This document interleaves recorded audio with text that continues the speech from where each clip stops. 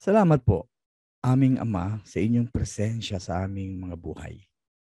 Kami po ay nagtipon muli upang mabigyan po namin kayo ng kasiyahan sa pamamagitan ng aming mga papurit pagsamba bilang kapahayagan ng aming pagmamahal sa inyo.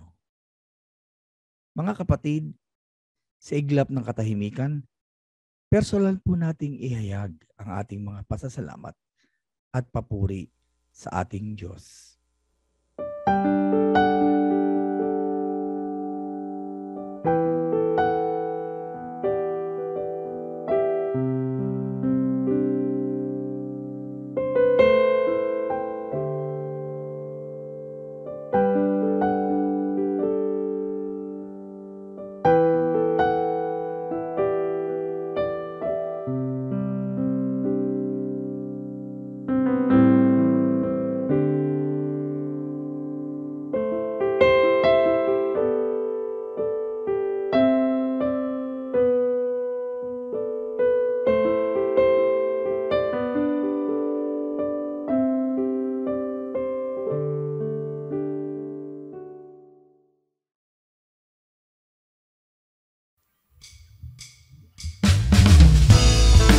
Aming Diyos, aming Panginoon, kayo'y pinupuri namin at sinasamba sa lugar na ito. Sakupin niyo kami at punuin ng inyong pagpapala. Aming Diyos, maluwalhati ka sa aming papuri, awit at mga sayaw. Purihin ka, aming Diyos.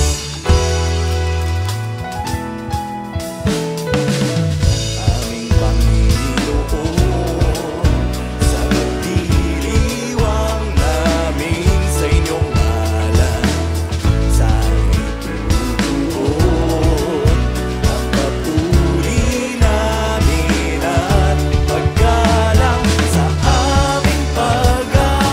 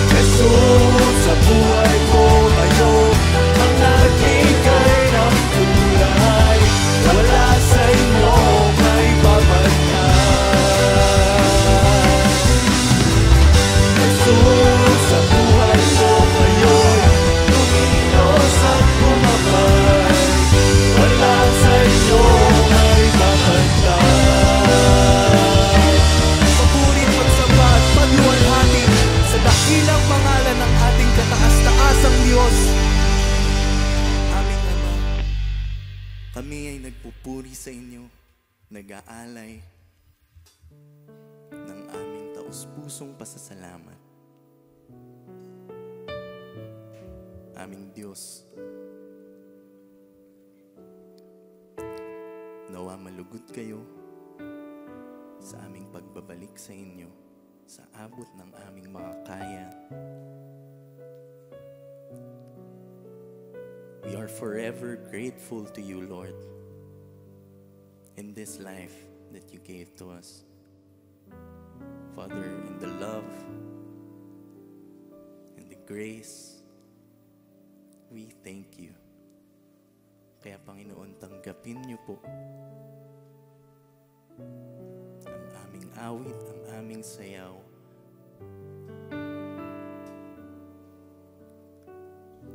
Lahat ng ito para lang sa inyo, aming Diyos.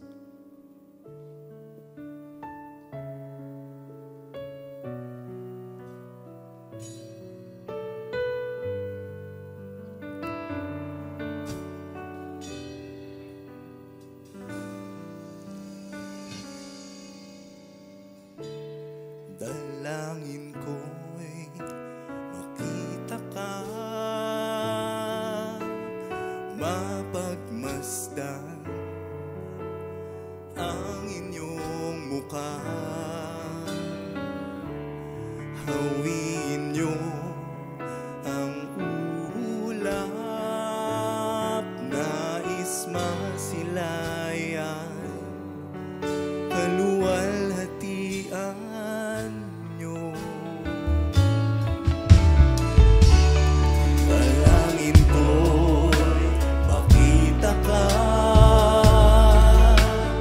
Mapagmasdan ang inyong mukha.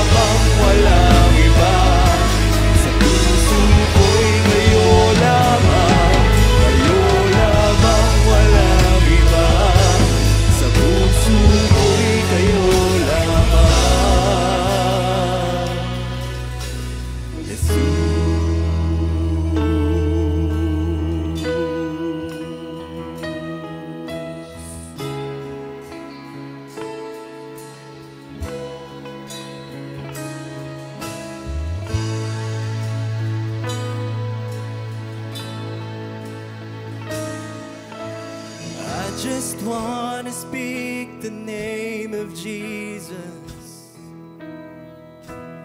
over every heart and every mind, 'cause I know there is peace within your presence. I speak Jesus.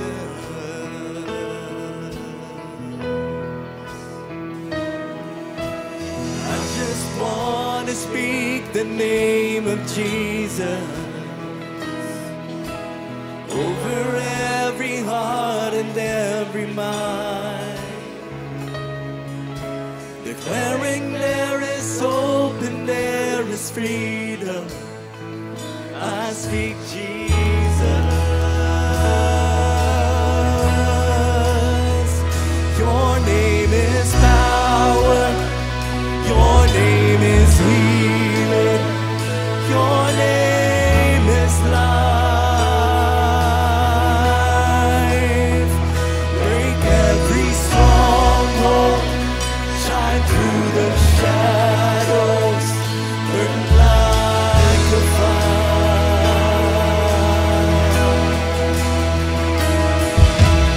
I just want to speak the name of Jesus over fear and all anxiety. To every soul held captive by depression, I speak Jesus. Your name is power. Your name is healing. Your name is life. Break every stronghold. Shine through the shadows. Burn like a fire. Your name is power. Your name is healing. Your name is life. Break every stronghold. Shine through the shadows. Burn like a fire.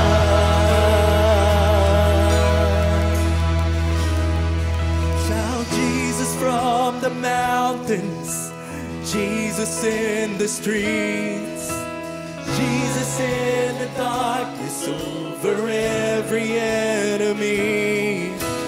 Jesus for my family, I speak the holy name, Jesus.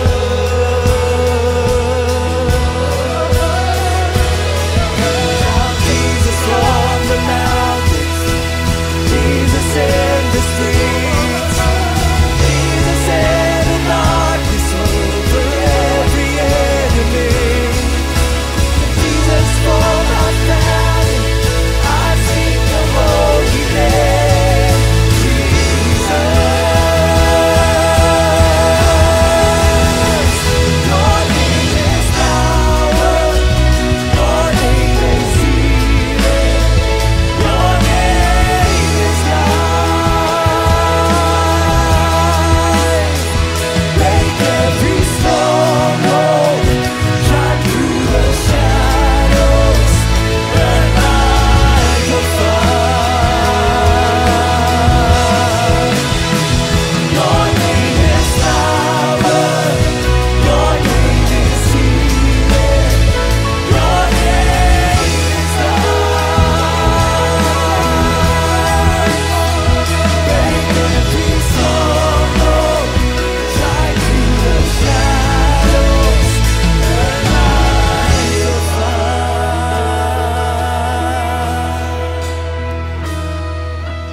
I just want to speak the name of Jesus over every heart and every mind, 'cause I know there is peace within your presence. I speak Jesus.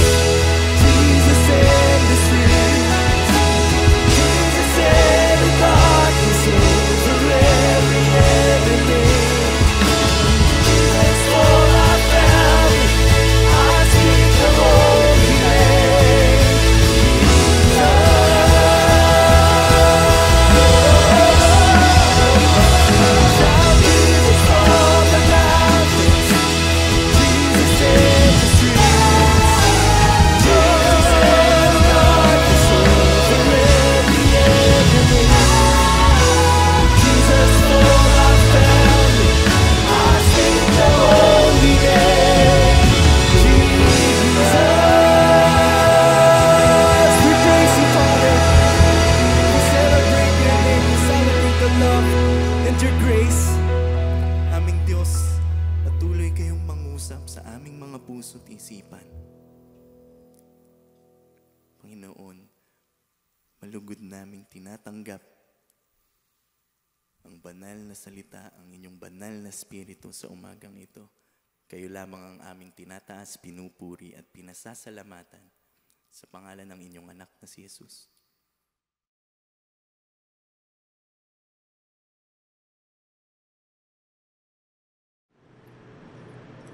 Love is one of the most wonderful things ever. Pinakauso, pinakanararamdaman ng marami, pero also sometimes the least understood of all. Ang pag-aaral po natin, the wonders of love. Ano ang mga hiwaga, mga kababalaghan, at mga magagandang bagay tungkol sa pag-ibig. Salamat po Diyos dahil kayo ay Diyos ng pag-ibig. At tulungan mo kami, Panginoon, na maunawa ito ng higit pa para lalo naming maramdaman, maipadama, ma-enjoy, at lalo namin kayo, Panginoon, na madakila because you are God of love. Palakasin niyo po ang aming katawan, ang aming isip, ang aming loob, at nawa, Panginoon, dumagdag pa sa aming dati ng alam ang ituturo niyo sa amin ngayon. Enable us to have a deeper, wider, higher understanding of love because you are love. In the name of Jesus, your Son, our Lord, we pray with thanksgiving. Romans 3:23 says, all of us have sinned and fallen short of God's glory. And Romans 3:10 says, as it is written, there is no one righteous, not even one. And Ezekiel 18:20, the one who sins is the one who will die. So everybody is a sinner, but sinners die. Sin, death, separates people from God. Yung death could mean physical, it could mean spiritual, but both forms of death mean separation. Kaya tayo nalulungkot pag may namamatay because there is separation. But eternal and spiritual death means separation from God. Now, what is the relevance of God's love to death and to separation? The wonders of God's love, number one, is God's love saves. Love offers salvation. Love makes salvation possible. John 3:16, for God so loved the world that He gave His one and only Son, that whoever believes in Him shall not perish, but have eternal life. So sa verse na ito, nakita natin ang solusyon ng Diyos sa separation. God is holy, therefore those who sin, who are not holy, cannot have fellowship with God. There can be no unity, no oneness, no companionship with God when people sin.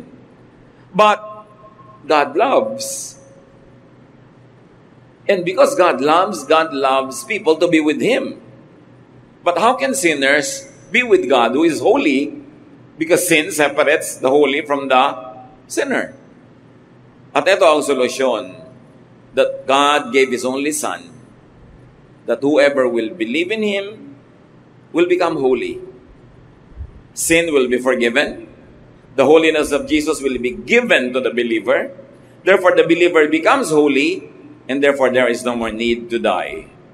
God's love offers salvation from sin, and God's love makes salvation from sin available in and through Jesus.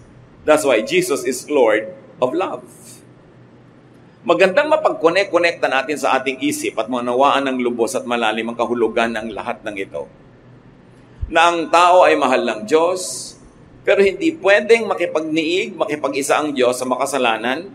So ang ginawa niya sa kanyang pagmamahal ay pinadala niya ang kanyang anak na si Jesus, na sa pamamagitan ni Jesus ang mananalig sa kanya ay magiging banal, therefore na-solve ang problem. People who believe in Jesus become legally holy, though actually are not. Sa totoong buhay, sa pang-araw-araw na buhay, walang banal. Kahit pa na born again ka na, kahit tumanggap ka na kay Jesus, araw-araw nagkakasala ka pa rin. Pero sa tingin ng langit, hindi ka na nagkakasala pang muli kasi yun nga ang binayaran ni Jesus. Binayaran ni Jesus yung kasalanang nagawa na, ginagawa at gagawin pa. Ang laging takot ng iba sa teaching na yan, baka daw abusuhin ng iba. No person who truly receives the love and forgiveness of God will ever use that love as a license to deliberately live in sin. That is impossible. Kaya huwag tayong sobrang mag-alala, ma-underestimate natin ang power ng Holy Spirit to convict, at yun ding conviction ng mga tao to live a righteous life. Kaya iba ayaw nila nagtuturo ng salvation which is eternal because they're afraid that it might be abused. Huwag nating i-underestimate ang pananalig ng tao, katapatan ng tao, at ang power ng Holy Spirit to convict. Love is so wonderful that it makes us sinners holy in the eyes of God. Parang yung mga magulang, kung minsan makikita mo, sobrang mali na nga yung anak, pero naiunawaan pa niya, ginajustify pa. Kasi yung anak ko na yan, nung maliit yan nauntog yan kaya nagkaganyan. May mga justification. Yung anak ko kasi na yan, medyo napabayaan ko nung maliit ako, hindi ko naalagaan, kaya naging ganyan. Kahit ang daming ginagawang mali ngayon, ayaw sasabihin yung anak. Tao pa tayo, at pag-ibig lang ng tao, sa anak ng tao yon. Ano pa yung pag-ibig ng Diyos? Through Jesus, that can justify sinners. At hindi naman naging libre, may bayad. Ang nagbayad ay ang anak ng Panginoong natin sa langit, si Jesus mismo. That's why that alone makes love very wonderful. Napapaganda ng pag-ibig yung hindi maganda. Napapalinis yung hindi malinis. That's why sa tingin ng Diyos, ang mga tumanggap kay Jesus ay malinis, banal. Not because we really are, but because the love of Jesus makes us holy and acceptable to God. Another wonder of love is that love identifies God's children. Maraming mga pagtatangka ang mga tao sa buong panahon kung paano maipapakilala nila na sila'y maka-Diyos. May mga dinadaan yan sa diet, kung anong kinakain nila at hindi. May dinadaan yan sa anong isinusuot at hindi. Yung iba, dinadaan pa nga nila kung anong version ng Bible ang ginagamit nila. May dinadaan yan sa kung anong uri ng bautismo ang pinapractice nila, etc., etc. But 1 John 4:7 and 8 says, "Dear friends, let us love one another, for love comes from God. Everyone who loves has been born of God and knows God. Whoever does not love does not know God, because God is love." Para dito sa 1 John 4:7 and 8, ang tunay na pagkakakilanlan ng anak ng Diyos kung siya ay marunong magmahal. Hindi sinabi na dapat member siya ng ganitong religion para masabing siya ay anak ng Diyos. Hindi sinabing dapat ganito ang kanyang congregation, ganito ang kanyang religious practice. Sinabi niya, sino mang marunong umibig ay nakakakilala sa Diyos. You see, love transcends even religious identity. Kapag ang tao ay maibigin, ano man ang relihiyon niya, ibig sabihin, nag-ahari ang Diyos sa kanyang buhay. Pero ang taong hindi maibigin, ano man ang relihiyon niyang ipinagmamalaki, sinabi dito, no, hindi ka anak ng Diyos. Whoever does not love does not know God. No matter your religious membership. So ang tunay na pagkakakilanlan, kung ang tao ay anak ng Diyos, nakakakilala sa Diyos, pinagaharian ng Diyos, ay kung siya'y maibigin. At siyempre, kakambal ng pagiging maibigin yung maawain. Pag di ka maawain, malupit ang puso mo. Natutuwa ka pag may nagdurusa, lalo ang nagdurusa sa tingin mo makasalanan. Sasabihin mo, dapat nga, buti nga sa kanya kasi makasalanan siya. Yan ang palo sa kanya ng Diyos. Yung may lihim kang tuwa, magduda ka kung anak ka ng Diyos. Hindi kailangan pagdudahan na relihiyoso ka. Surely religious ka, pero anak ka ba ng Diyos? Basahin muli natin ang 1 John 4:7 and 8. Kasi ito palang pamantayan na. Let us love one another. For love comes from God. Everyone who loves has been born of God. Di ba kailangan, you must be born again. Pinagtuturo natin yan, John 3:3. Unless a man is born again, he cannot see the kingdom of God. So akala natin, yung pagiging born again, yung Mananalangin ka, hihingi ka ng tawad sa kasalanan mo, tatanggapin mo si Jesus. Yes, it is a way, a method to be born again. But 1 John 4:7 and 8 tells us that he who loves has been born of God. Yung umiibig, maibigin, maawain, matulungin, born again yun. Kahit hindi technically ginawa niya yung religious formula, kahit hindi siya umaten ng religious rally, hindi siya umaten ng evangelism class, maibigin siya, that person is born of God. And that person knows God. Not necessarily that that person is religious. It is not necessarily that that person knows all the necessary verses. Because love is the best verse. Sa niya, those that love know God. Whoever does not love does not know God. Sorry na lang, kung hindi ka maibigin, kahit anong rank mo sa religion, kahit gaano katagal ka na, kahit daming verses mong alam, sinasabi ng verses na ito, hindi mo kilala ang Diyos. Kasi ang tunay na nakakakilala sa Diyos ay maibigin. At ang tunay na maibigin ay kilala ng Diyos. Yun ang mas importante. Nakilala ka ng Diyos na anak ka niya. Sabi niya, why? Because God is love. Hindi sinabing God is religion. God is diet. God is baptism. Sabi, God is love. Love also identifies Jesus' true followers. John 13:35, sabi ni Jesus, if you love each other, everyone will know that you are my disciples. Dapat pag may sabing, alam mo, nagmamahalan niya mga yan. Ay, born again nga. Ay, they really know God. Maka-Diyos nga. Follower nga ni Jesus. Dahil yun ang ID ng mga follower ni Jesus.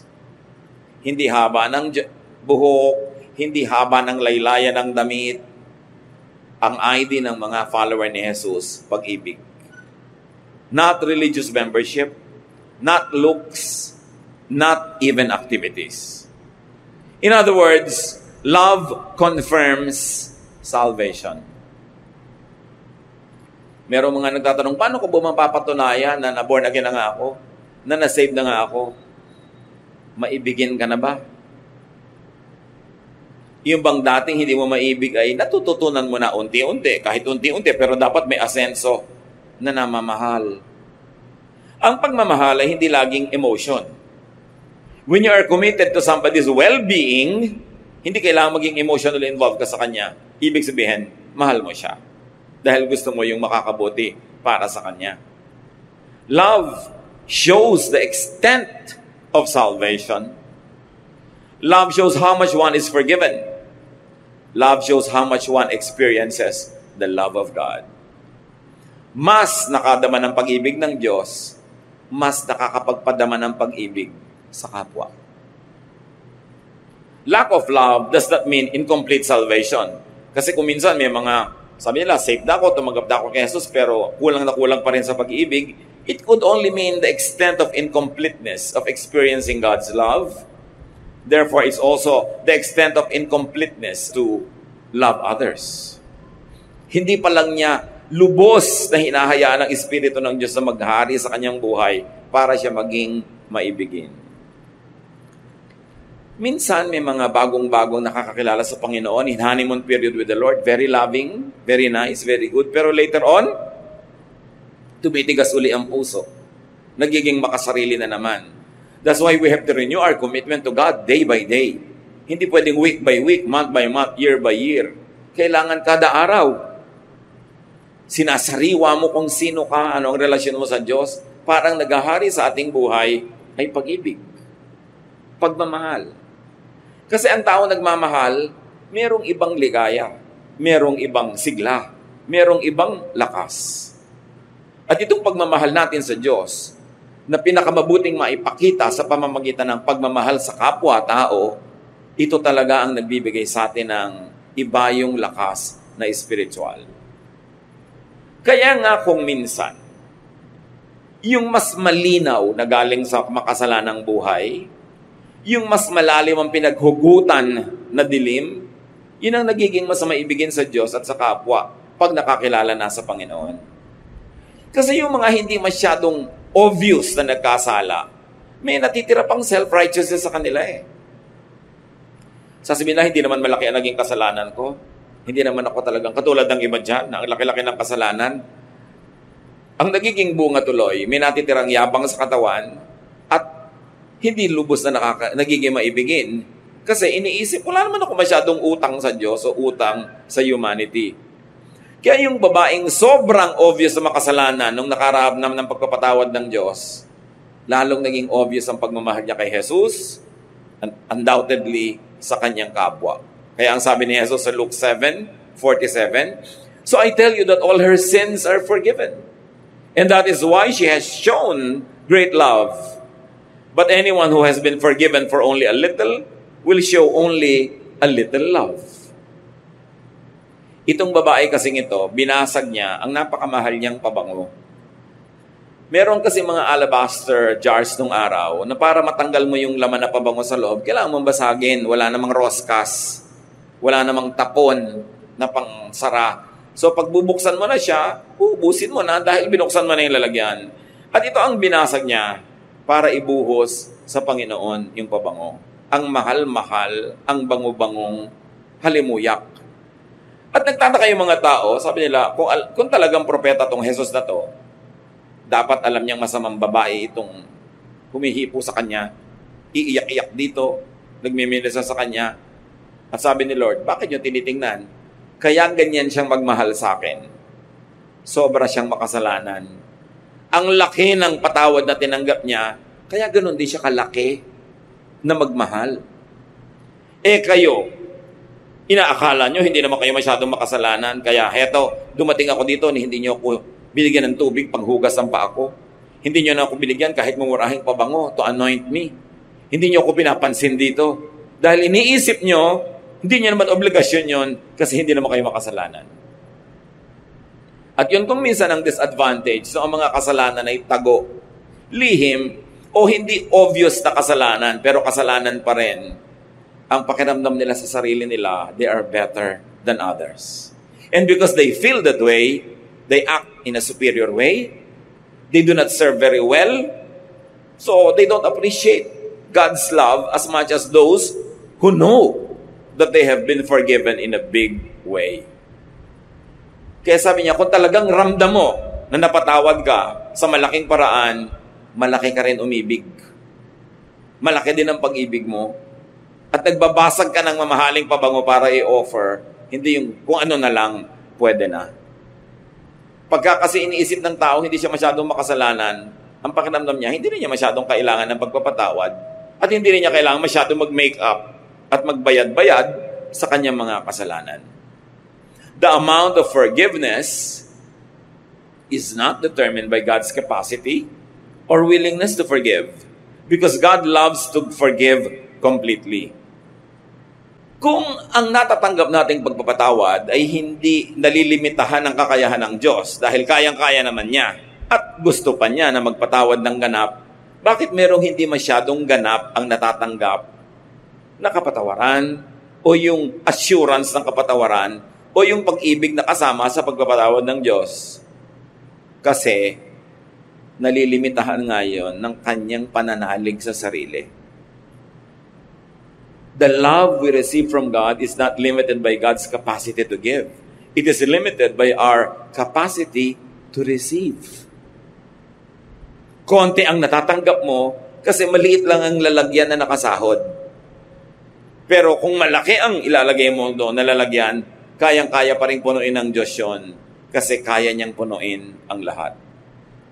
Gaano kaganap ang pagpapatawad ng Diyos sa ating kasalanan? Psalm 103 verse 12, how far has the Lord taken our sins from us? Farther than the distance from east to west. At gaano kalayo ang silangan sa kanluran o yung dulo ng silangan sa dulo ng kanluran. Whatever that means to every generation, it only means one thing. Ang layo, layo, layo, layo noon. Hindi yun pwedeng magkadikit o magkalapit. At ganun daw kalayo, inilayo ng Diyos sa atin ang ating kasalanan nung tayo'y pinatawad. Kaya pandaraya ng kaaway, pagka ikaw ay tumanggap na sa Panginoon, nagsisi ka na, humingi ka na ng tawad, tapos inuusig ka pa rin ang budhi mo pagkatapos. Hindi mo natanggap ng buong buo yung benefit ng pagpapatawad. Although tinanggap mo yung buong pagpapatawad. Pero siguro may duda ka pa sa iyong isip. May nagbibigay sa iyo ng duda. Kaya tuloy, hindi mo na-enjoy yung full benefit of your membership in God's family, though you are already a full member because you have been forgiven.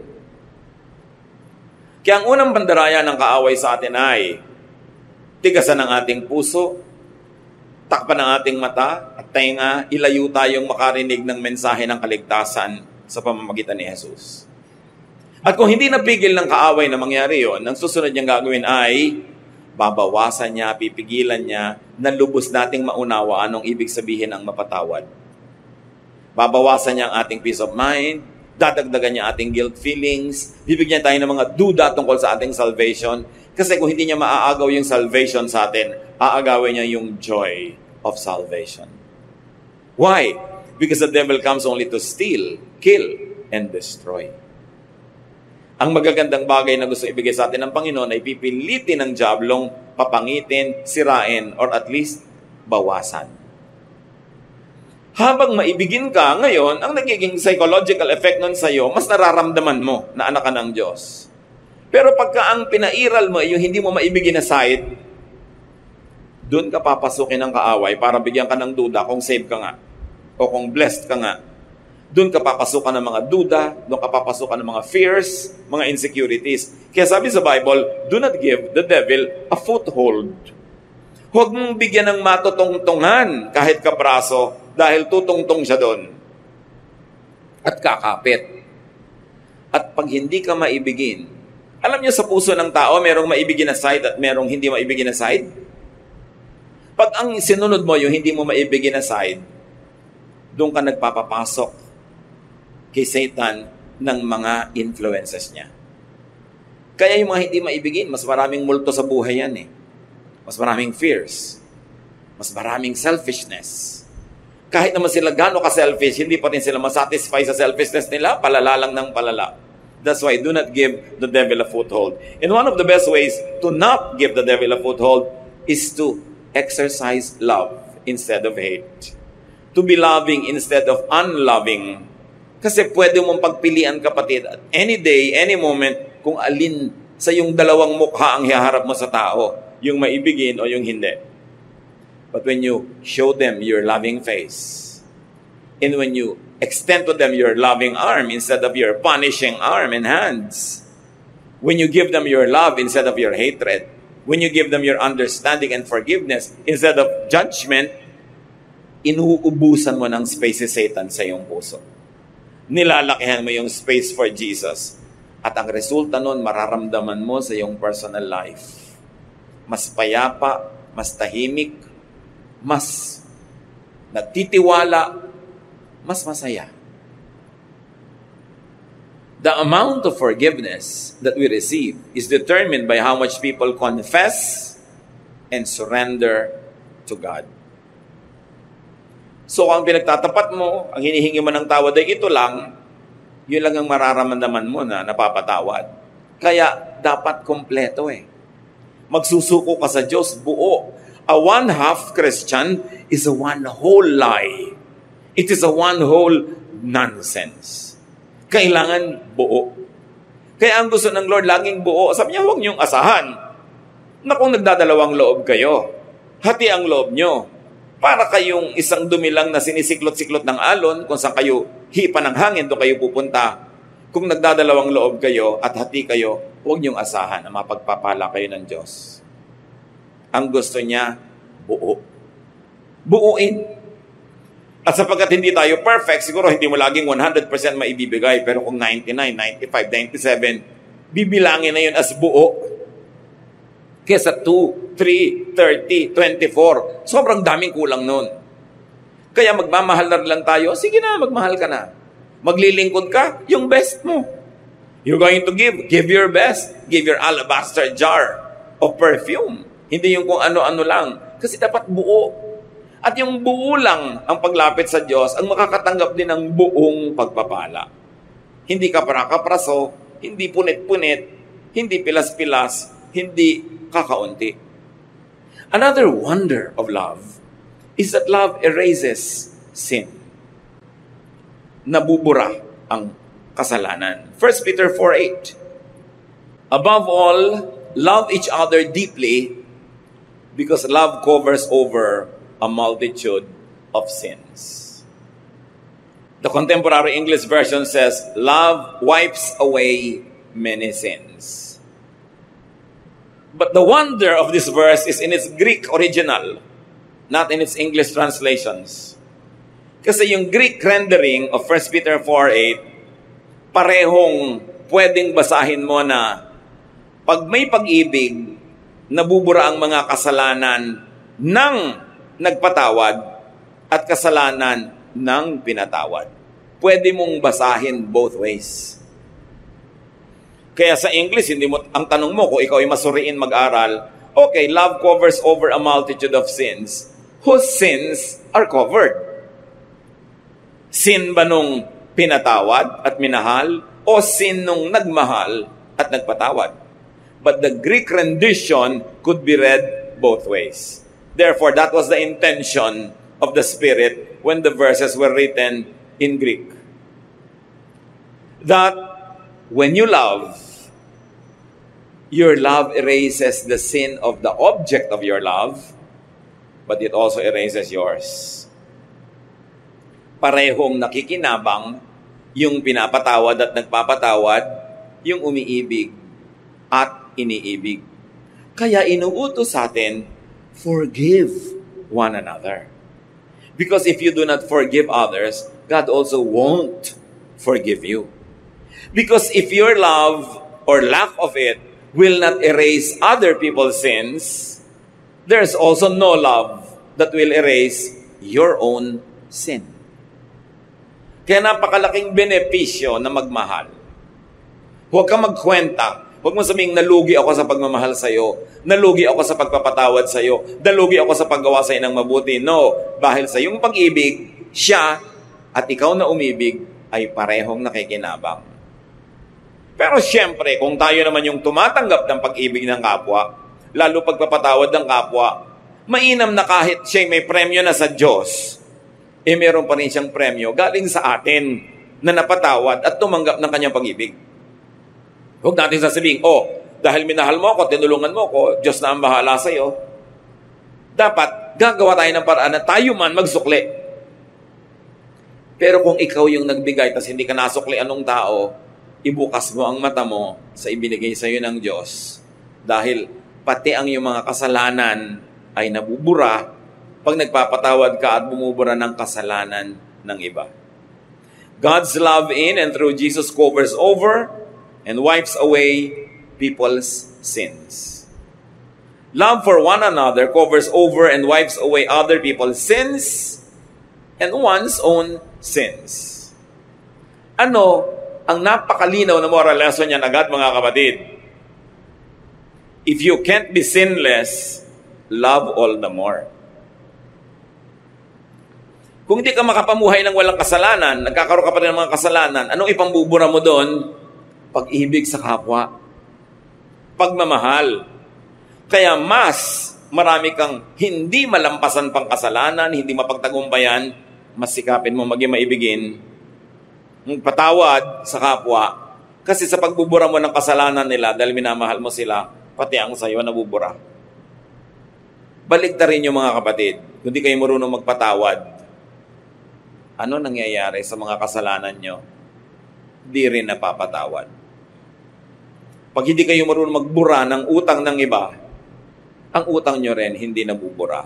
Kaya sa Matthew chapter 6, ang linaw ng sinabi sa Lord's Prayer, forgive us as we forgive those who sin against us. Patawarin mo kami, gaya rin naman ng pagpapatawad namin sa nagkakasala sa amin. Kung nagpapatawad kami ng kalahati lang, Lord, di kalahati lang din ang kasalanan ko ang patawarin nyo. Kung di po ako nagpapatawad, di huwag nyo akong patawarin. Pero Lord, nagpapatawad po ako, kaya patawarin niyo na rin ang mga kasalanan ko. Yang pag-ibig, mas kailangan niya ng mga hindi makapagtagumpay sa mga kasalanan. Kasi kailangan may mambura ng ating mga kasalanan. And it is love for others that will do that. Matthew 22:37-39. Nung tinanong si Jesus kung anong pinakamahalaga sa lahat, sa mga utos, sabi niya, love the Lord your God with all your heart, soul, and mind. This is the first and most important commandment. The second most important commandment is like this one, and it is love others as much as you love yourself. Ang totoo, yung 10 commandments, pwedeng hatiin sa dalawa. Yung mga naunang commandments only means love God. Yung you shall not call upon the name of the Lord your God in vain, yung you shall have no other gods before me, etc., etc. It means love God.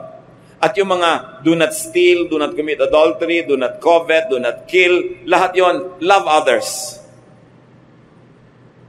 Kaya pag mahal mo ang Diyos at mahal mo rin ang iyong kapwa, technically, sinusunod mo yung buong commandment.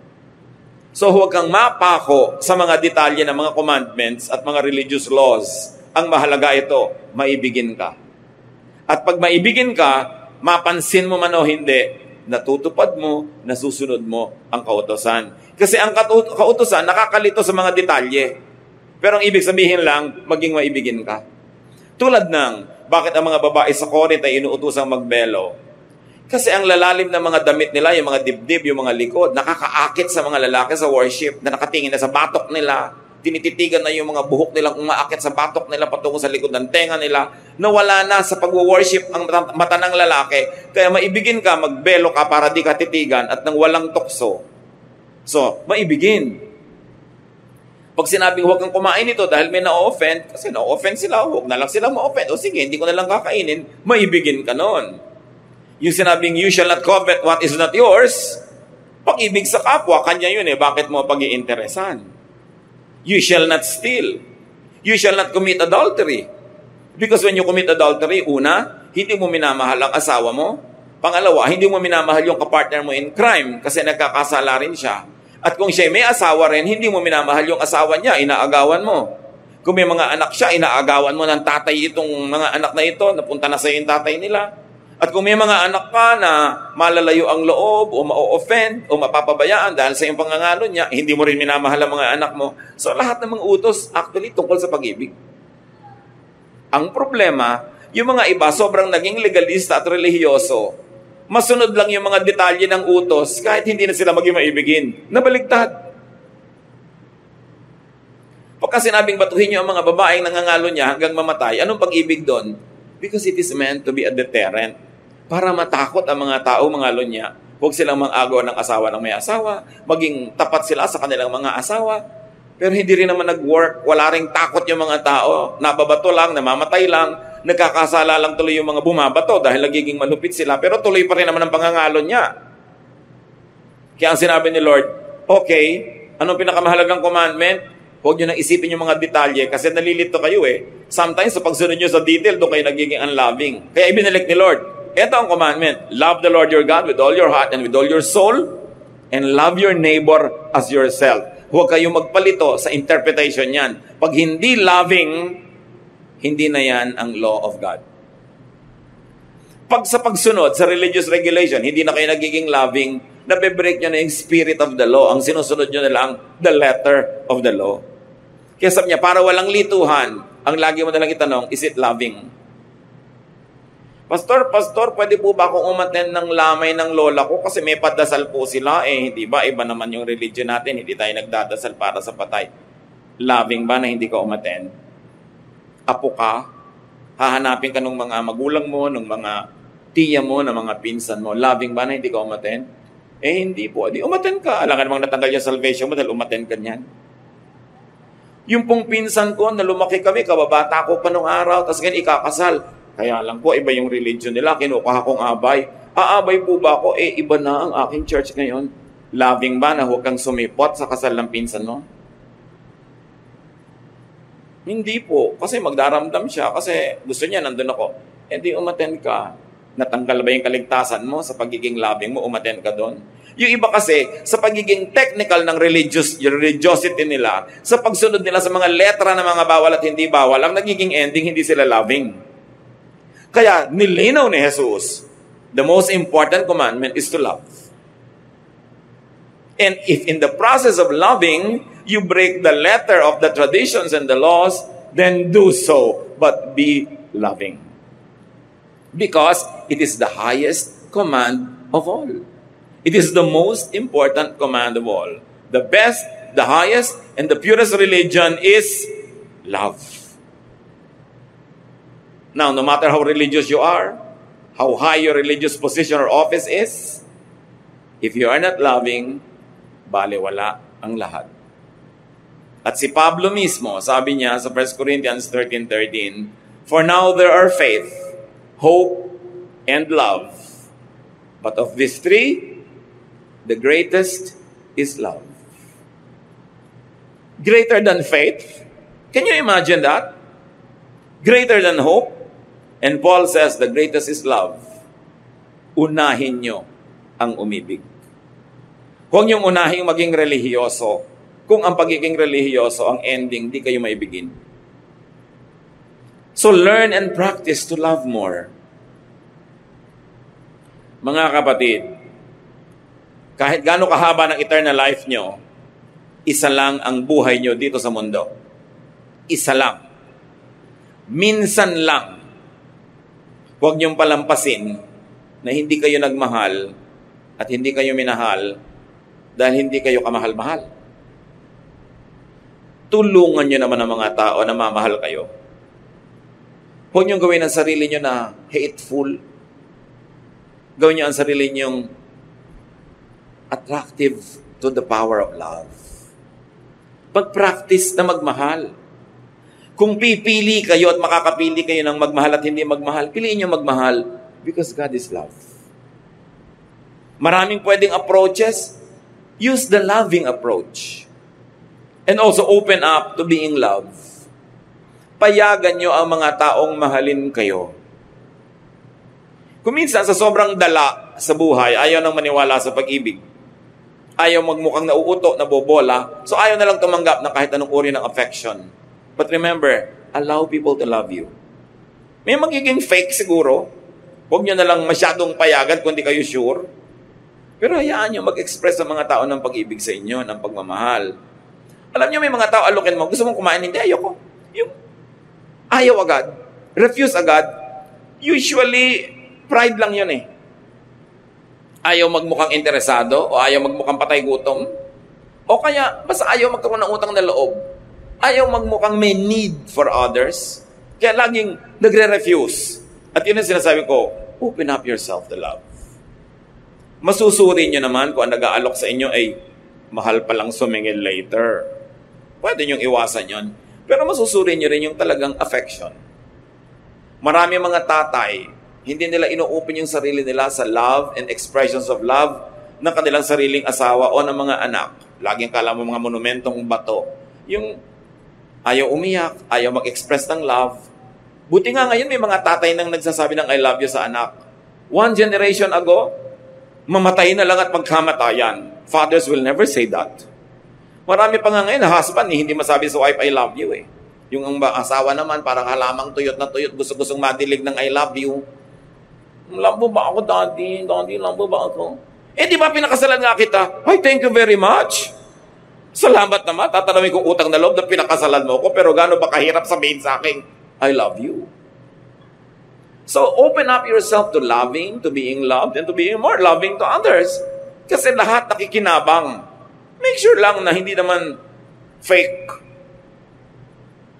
Maraming pagmamahal ng manugang. Maraming biyanan, ayaw tumanggap ng pagmamahal ng manugang. Yung mailap, tanggi ng tanggi. Meron din naman ganung manugang. Bakit? Ang iksi-iksi ng buhay. Tanggapin natin ang lahat ng available na love na walang masamang kapalit. At ibigay din natin ang lahat ng available na love na wala naman masama na bayad kung ibigay natin sa kapwa. Hindi kahinaan na magpakita ng pusong maibigin. In fact, it is strength to show that you are loving. To say sorry when you feel sorry. Kuminsan kasi may nasasabi tayong masakit, agad-agad alam mo mali ka, right there and then sabihin mo, sorry.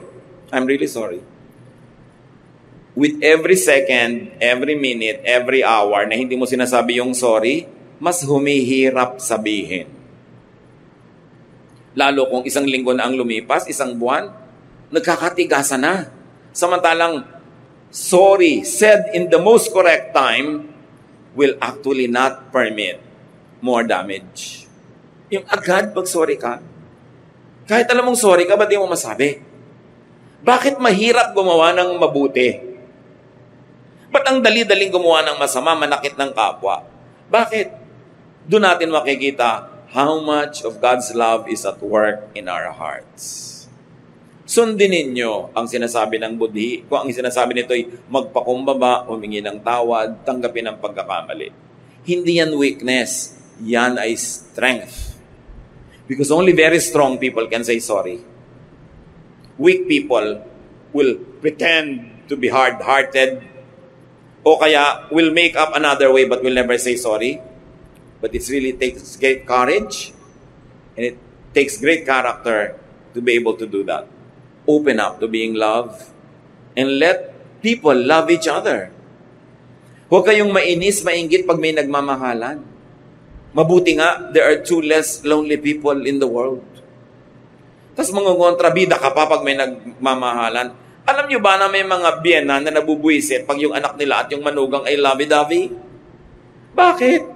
Mabuti nga may nagmamahal sa anak nyo at may minamahal siya. Walang sa lugar yung mga magulang na nagsiselos pa. Of course, hindi romantic selos, pero parental selos. Pero wala yun sa lugar. Marami rin mga manugang nagsiselos sa biyanan. Inis na inis sa anak pagka nagpupunta yung anak doon sa nanay niya. Magkaiba naman kayo ng sitwasyon ng biyanan mo, so hindi kayo dapat magselosan. Hindi kayo magkatalo. Magkaiba kayo. You are in another level. Kaya kailangan mag-mature tayo. Payagan din natin ang mga tao magmahalan. Sabi nga nung isang tula, better by far you should forget and smile than that you should remember and be sad. Yun ang pagmamahal. Mabuti nang malimutan mo ako habang malayo ka. Kesa naman naaalala mo ko, malungkot ka, limutin mo na ako na masaya ka. Love, ha? Pero iba, bakit ang saya-saya mo dyan?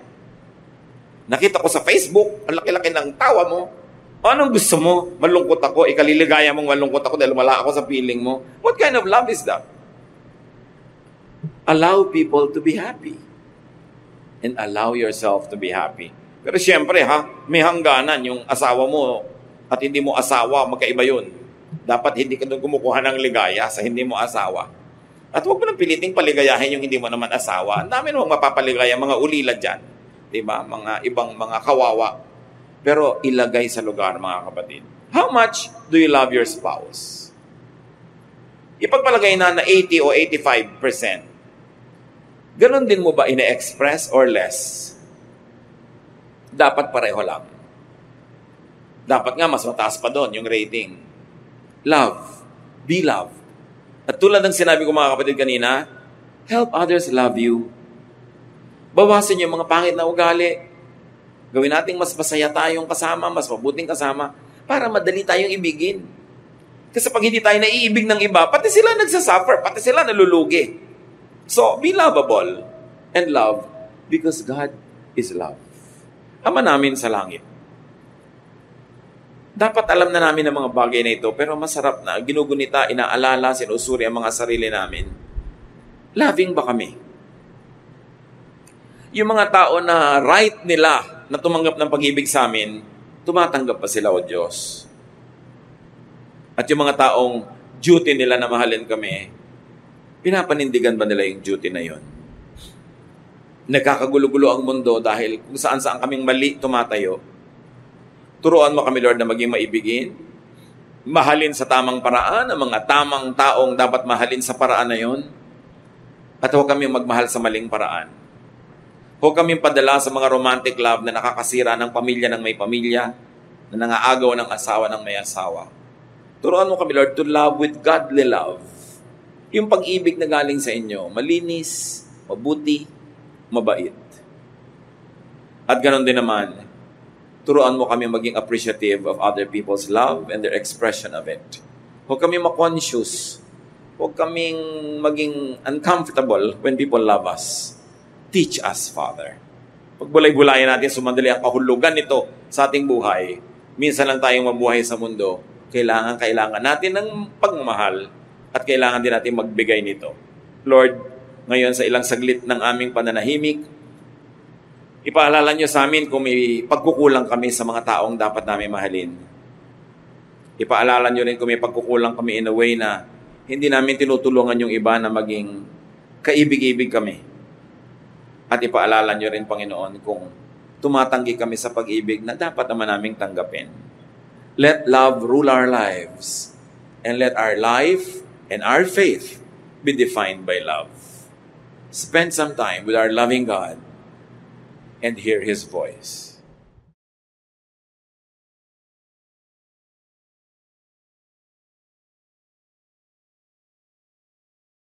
Maraming salamat sa ibayong kaliwanagan dulot ng mensaheng ito.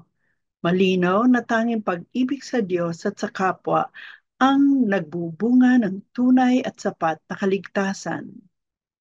When we exercise love instead of hate, love wipes away the sin not only of the one who receives forgiveness, but also of the one who forgives. Kaya gumagaang ang ating kalooban. Sa ilang saglit ng katahimikan, ating siyasatin ang ating sarili, saan, kanino, at paano tayo nagkukulang sa pagmamahal.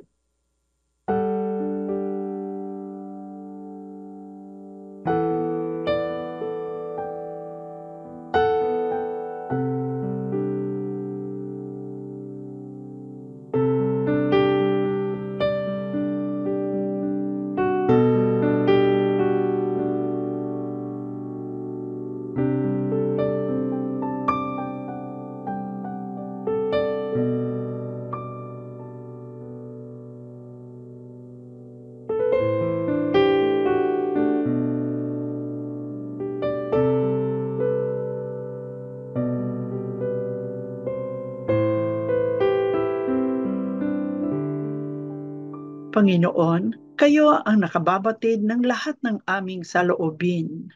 Let the wonders of your love wash over us with your mercy and grace as you open your throne room for our humble offerings of love.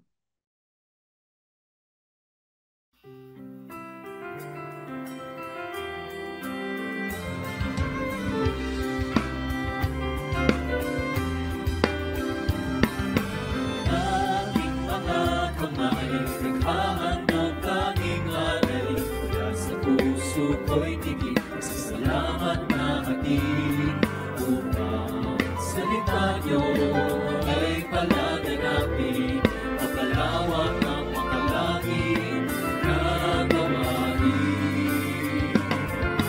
Tinig na umaawit, pagpapuri ang inihahatid sa salamat na sinasambit, ang kalagay walang hatid upang sayang ibinabalik biyayang galing sa langit, tunay na mayaman ang iyong pag-ibig. Ang aming alay, O Diyos, ay tanggapin. Handog na pinakamahina ang aming gagawin. Lahat ng ito'y sa inyo dinamdalin. Manala at lumusan.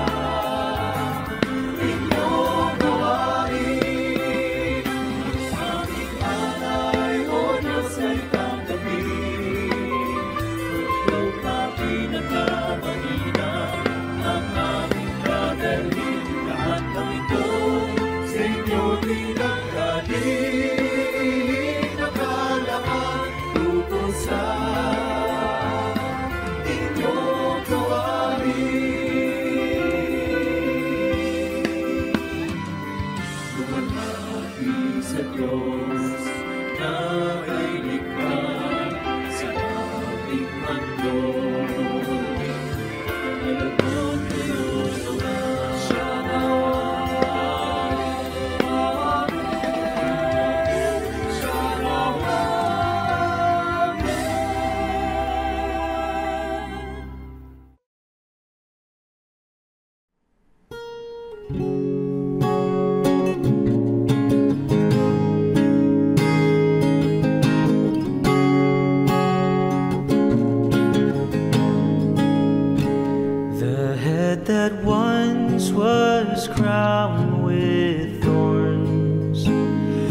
is crowned with glory now. The Savior knelt to wash our feet. Now at his feet we bow. The one who wore our sin and shame, now robed in majesty. The radiance of perfect love now shines for all to see.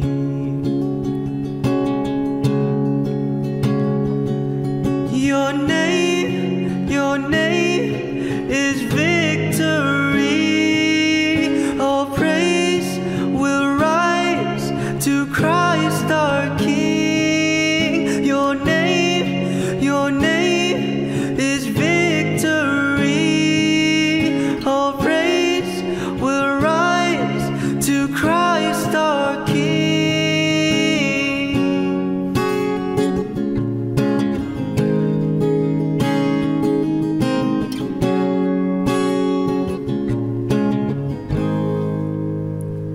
The fear that held us now gives way to him who is our peace. His final breath upon the cross is now alive in me.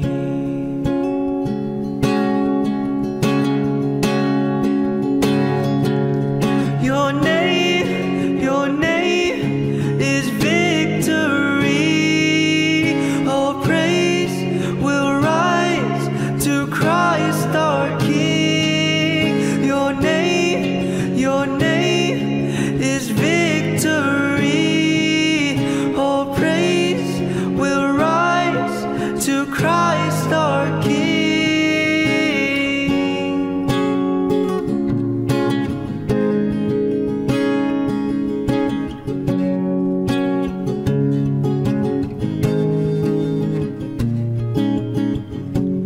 By your Spirit I will rise from the ashes of defeat.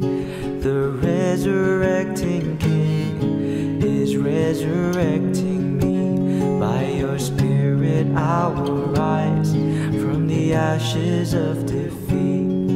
The resurrecting King is resurrecting me. By your Spirit I will rise from the ashes of defeat.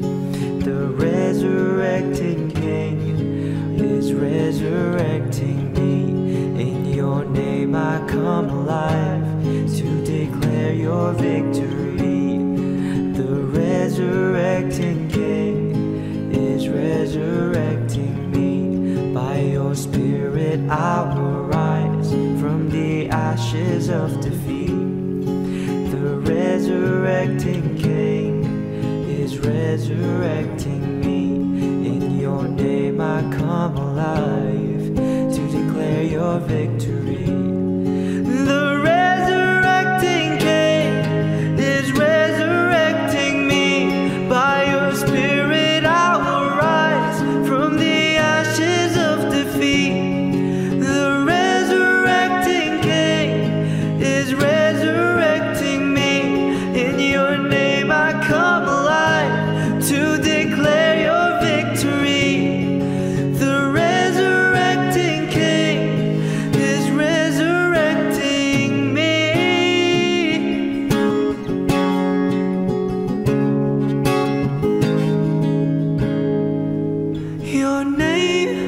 Your name is victory.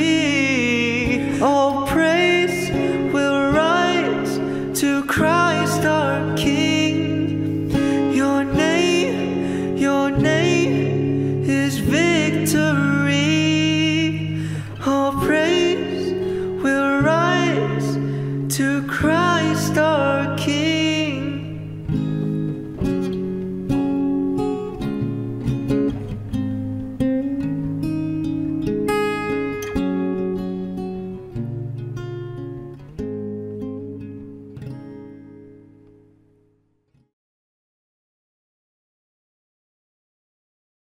Salamat, Panginoon, sa muling pagtanggap niyo sa amin bilang iyong mga anak.